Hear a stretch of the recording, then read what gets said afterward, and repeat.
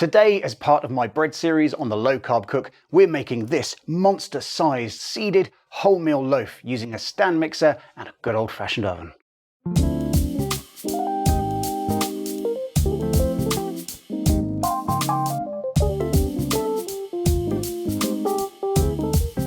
This wholemeal style brown bread recipe is one many low carbers learned to bake themselves after the base recipe was first posted by Deirdre's Kitchen and then made hugely popular by the Keto King, both great YouTube channels that you should definitely subscribe to. Today, I'm taking it up a notch or two by seeding the loaf with a mixture of delicious seeds and doubling the recipe to make one large loaf in this 1 kilogram loaf tin. In another video on my channel, I show you how to make this recipe the easiest way there is in a bread maker using half the ingredients. So if you already own a bread maker, do check out that episode for the simplest method. So for this double-sized recipe, I'm going to start with 480 grams of vital wheat gluten. Then we have 100 grams of oat fibre. I'm going to use 80 grams of erythritol. That's just to sweeten the bread up a little bit. I have 180 grams of flaxseed meal, 1 teaspoon of xanthan gum, a good sized pinch of salt. You don't want too much salt in this recipe. If you do, that's going to kill the yeast and that stops the rise. So don't use too much salt in your recipe. I've got 20 grams of pumpkin seeds, 20 grams of sunflower seeds, and then a mixture of chia seeds and poppy seeds, about 20 grams of those between them. I'm using 60 grams of softened salted butter, 4 eggs, 500 ml of lukewarm water. It's around 25 degrees centigrade. Any hotter you might kill the yeast, don't do that. We're going to use 2 teaspoons of honey. Now that's just there to feed the yeast and the carbs in that will largely be consumed by the yeast. So don't worry, that's not really going to end up in the loaf that you consume.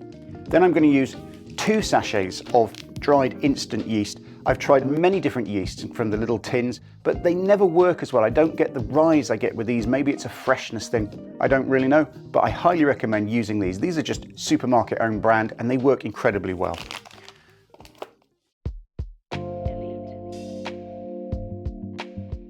Now before we get started on mixing the ingredients, the very first thing you'll want to do is place a water bath of boiling water in the floor of your oven and turn the oven on to its lowest setting just to create a moist, warm environment to help that yeast do its work when it comes to the rise. So I've already got a boiled kettle of water and I'm just going to pour my bath out, add my boiling water in. Now that steam is really going to help with creating that nice, moist environment in the oven, just to help this rise later on. I'm going to turn my oven up just to 50 degrees, which is its lowest setting, just to help warm that up. Okay, now to get started with the dough, the first thing we're going to do is sieve our ingredients. Now for these kind of loaves, it's quite important just to sieve these through, get any lumps out. So we're going to start with our vital wheat gluten.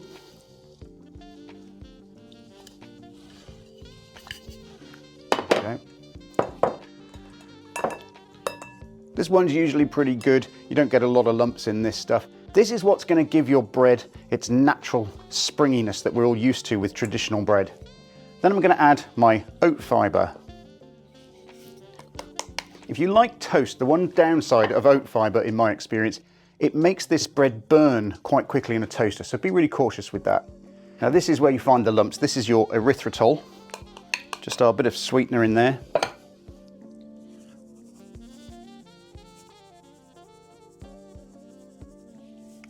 There we go. You can see the big lumps left in the bottom of the sieve there. Just push those through. You wouldn't want those turning up in your nice artisan loaf. Next, our xanthan gum. That just adds a bit of extra flexibility in the bread. There we go. Our pink Himalayan salt, that can just go straight in. Then our flaxseed. There's no point trying to sieve this, you really don't need to, so that can just go straight in. And straight away, I'm going to add most of my seeds. I want to keep some back just to sprinkle over the top. So do the same. Just throw most in for now. And these give this bread a really wonderful crunch and make it feel like something you'd buy from a really posh bread shop. Okay, so I'm just going to give that a quick mix through just to really combine those ingredients before we put it into the mixer.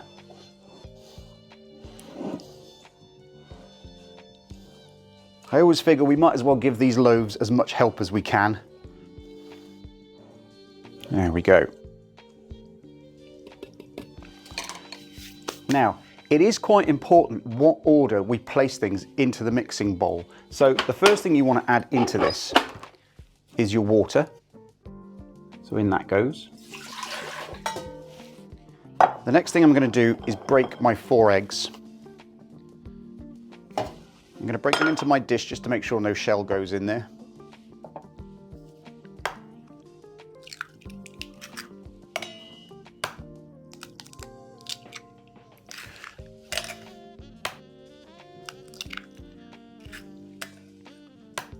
There. Now, a lot of breads that you make on keto, people complain that they taste very eggy. That's not a problem I find with this loaf. It seems to work very well. I'm just going to lightly beat those eggs just to break those yolks up.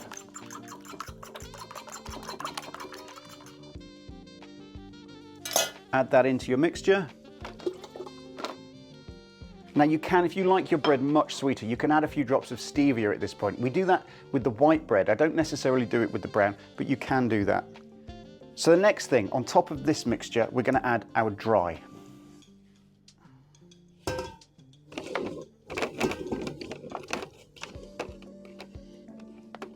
Now I can't tell you how easy a food mixer like this makes processes like making bread. It's one of my best used kitchen implements, and I highly recommend buying one. So I'm going to make a small well in the top of the dry ingredients, and into that I'm going to add my 2 packs of yeast. Just sprinkle those in. You should definitely watch my other videos where I show you about prepping these loaves with these ingredients and adding these into the pre-made bags. It makes life so much easier when you just want to run a loaf up really quickly. Check that video out on my channel. Now we're going to add our 2 teaspoons of honey. Now again, remember, this honey is going to be consumed by the yeast. You're not going to end up eating all those carbs yourself, as much as we might want to. But this honey, the sugar in that is going to feed that yeast and help it create all that nice gas that's going to give us all our nice light aerated bread. Okay, and finally, I'm going to take my little chunks of butter and just spread them around the outside of the bowl. This wants to be room temperature, softened already, because that's going to help it blend in. Otherwise, you're going to end up with big nasty lumps of butter in your bread, which you don't want. Okay. And with that, we can close this down and start blending away. There, that's doing all that hard work for you. If I take this cover off, you'll be able to see what a fantastic job that's doing.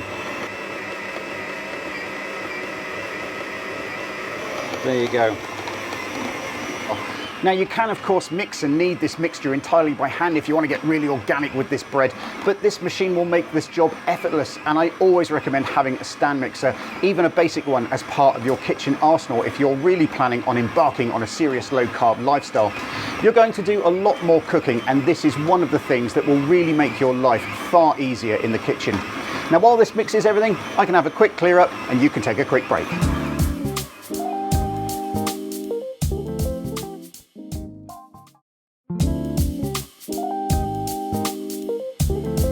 Welcome back.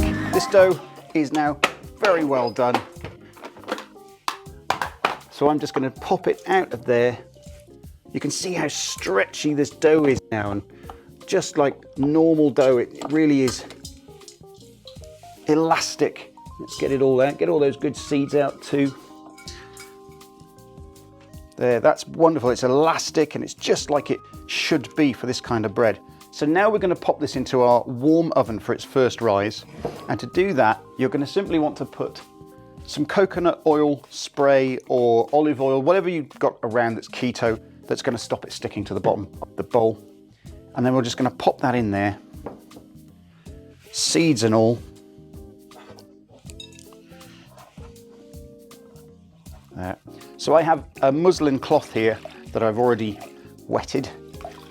Just wring that out there, and we're going to pop that over the top of our dough. I'm going to pop that into our steaming warm oven for its first rise. That's going in for about an hour. So make sure you've turned your oven off at this point. You don't want it to be cooking this dough. but that's the perfect moist environment to leave that to rise. And while we're doing that, you can check out the macros.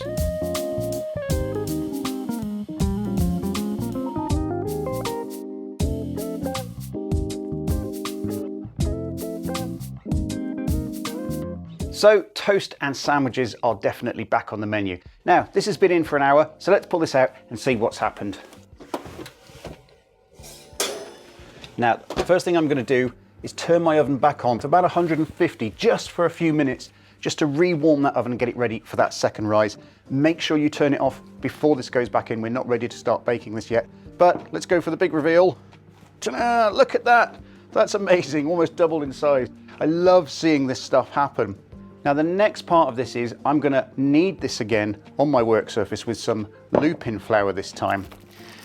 It might seem really strange to knock all of the air out of this when it's just gone through that process, but this is going to help give our bread a finer gluten structure, and that just means nicer bread in the end. So if your machine is still set up, you could always just whack this back in the machine for a minute, but personally I like to get my hands in with this one.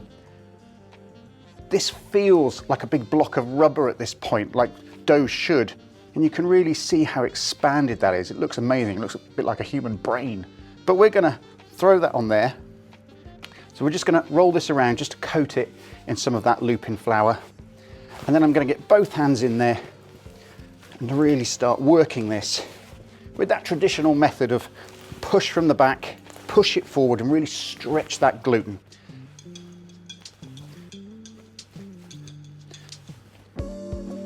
Keep spreading your flour in so it doesn't stick to anything. But it's not a sticky dough at this point. It just has this nice natural texture you'd expect from any standard bread. We're going to lose a few of our seeds along the way, but that's okay. We can just push those back in. I'm only going to knead this for a couple of minutes. It's a good workout. Who needs a gym?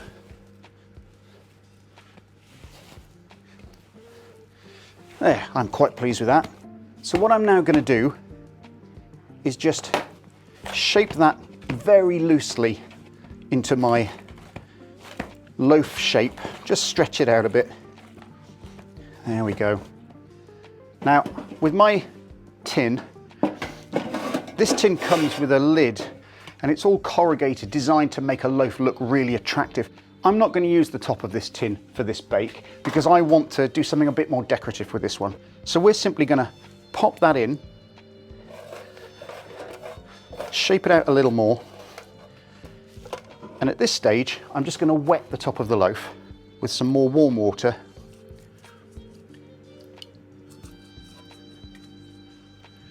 And that's just so our seeds that we're going to sprinkle on top now will stick nicely to this dough.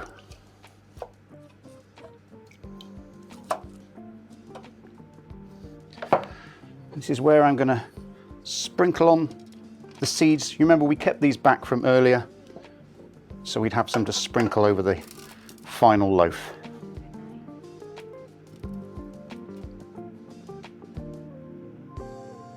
Try and get those over evenly. Lastly, our chia seeds and our poppy seeds. And don't worry if they fall down into the tin as well, that's fine. They'll just bake into the sides of the loaf. And I'm not going to waste all these lovely seeds that have fallen out. We'll just pop those on as well. Now I'm going to squash that down to really fix those into the top of that loaf. So there, that's going to go back into our nice, moist, warm oven for about an hour and a half for its second rise. And make sure you have turned your oven off, really important. We don't want to start baking this just yet. So I'm turning that off the heat. And I'll slide that in. And I'm going to let you watch that process happen.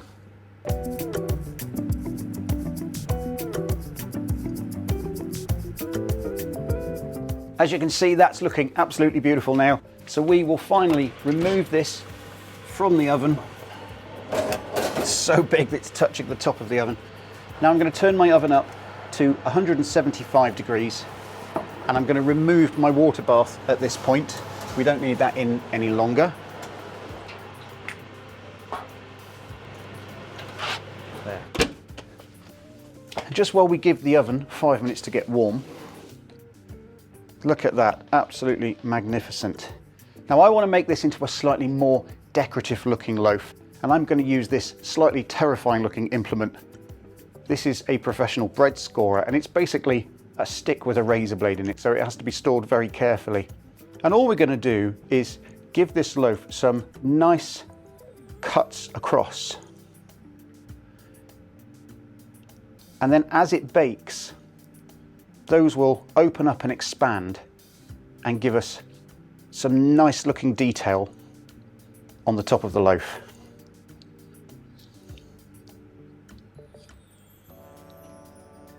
But already you can see all of those seeds stuck into the top there. They're going to bake beautifully, and they're going to give this such a high quality look.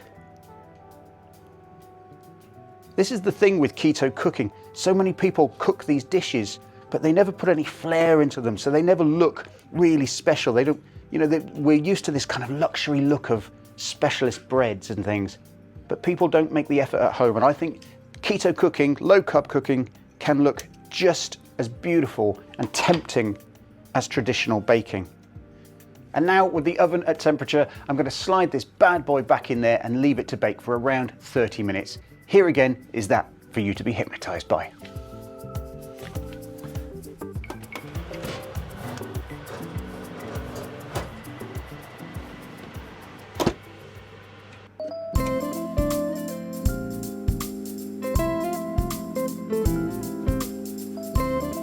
And finally, there we have it. It smells so great in here. The roasted seeds on top of the loaf there, really looking amazing, smelling like a proper loaf. So there you go. I'm going to turn this out now onto my cooling rack, and we're going to leave it to cool down for a while before we slice into it.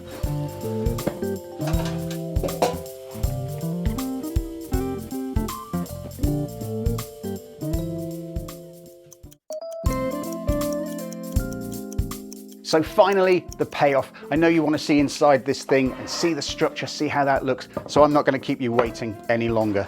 Let's bring in our cutting board. It's still warm from the oven, I love this. Grab our sharp knife and listen to this.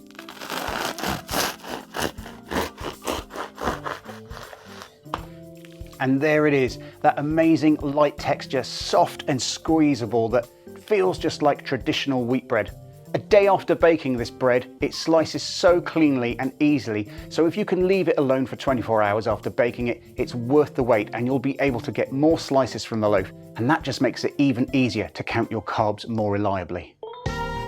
So that's it for another episode. I hope you'll enjoy trying this recipe for yourselves. Show me your results on our Facebook group and tell me how you got on with your own efforts. I always love to see your feedback. Don't forget, you can subscribe to my channel here on YouTube for lots of delicious everyday low carb and keto recipes. And if you tap the bell icon, you'll even get notified when something new gets uploaded. Thank you, as always, for watching, and I'll see you next time on The Low Carb Cook.